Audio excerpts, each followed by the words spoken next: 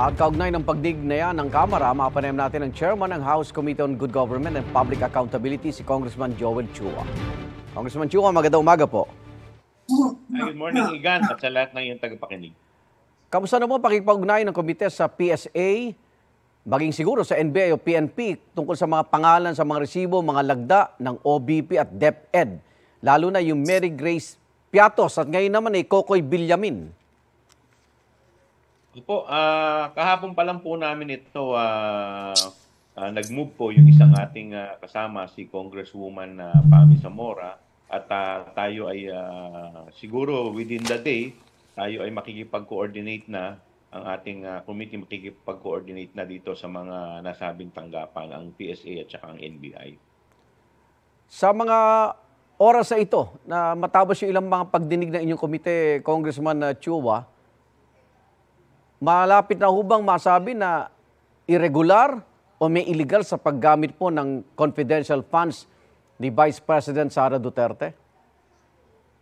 Na ngayon, marami po talagang questionable na ngayon, hinahanap po namin nasa napunta yung pera.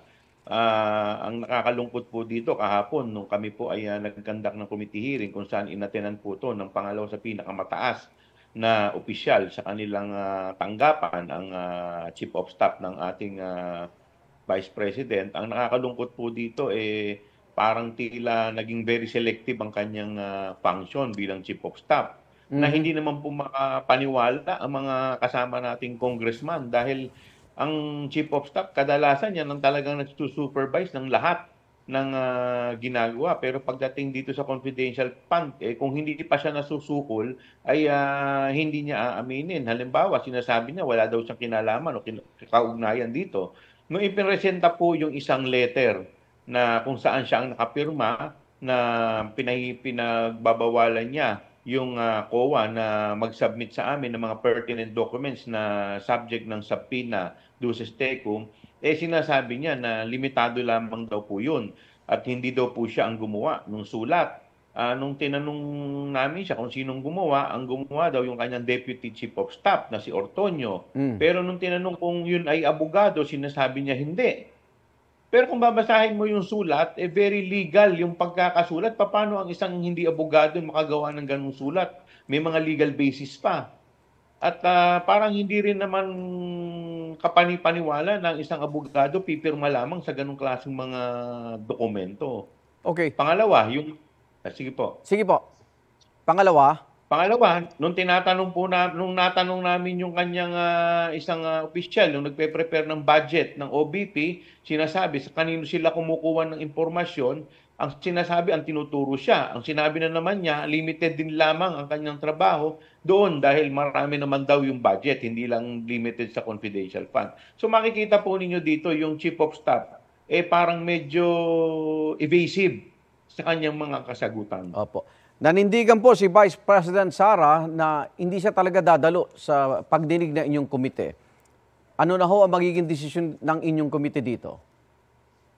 Well, hopefully by next week, antayin natin dahil kami po ay nagbigay na ng matinding kautusan sa ating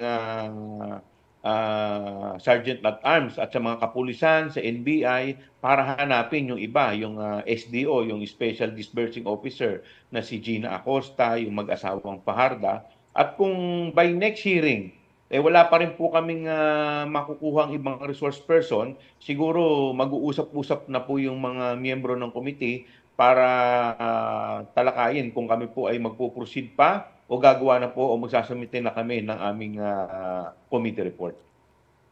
Ba't hindi nyo pa siya pinapakontempt, Congressman? Na-contempt na po si kahagabi yung Chief of Staff. Kagabi. Hindi, si VP Sara. Opo.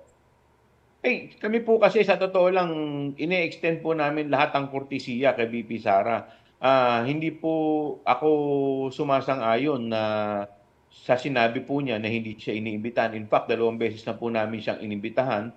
Pero kami po naniniwala kasi na ito pong committee hearing na to o dito po sa pagdinig namin ng issue sa confidential fund, ito po ay venue para sagutin niya lahat ang mga issue na pinupukol po sa kanya. Ngayon, kung hindi po niya ito sasagutin, parang wini-waive na po niya yung kanyang karapatan para sagutin ang dapat sa mga issue. Sa normal na proseso ho ba, pag confidential funds, kailangan merong acknowledgement receipt?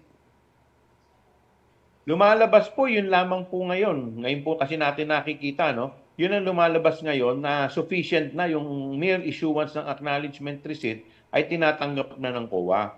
Kaya nga po, ito po ay medyo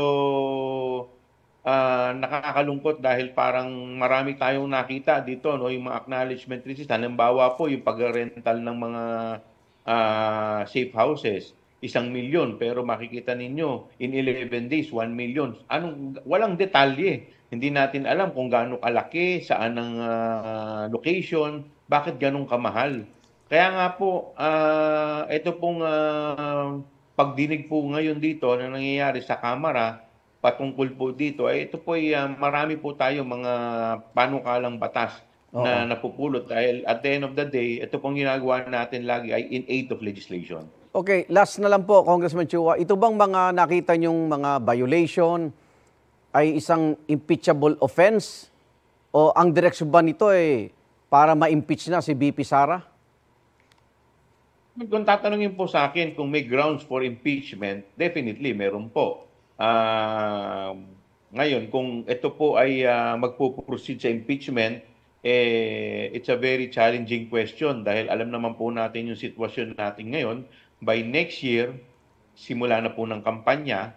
So, medyo hindi ko po alam kung ito po ay posible. Maraming salamat, Chairman ng House Committee on Good Government and Public Accountability, Congressman Joel Chua. Ingat po. Ingat din po. Maraming salamat po. Igan, mauna ka sa mga balita, mag-subscribe na sa GMA Integrated News sa YouTube para sa iba't ibang ulat sa ating bansa.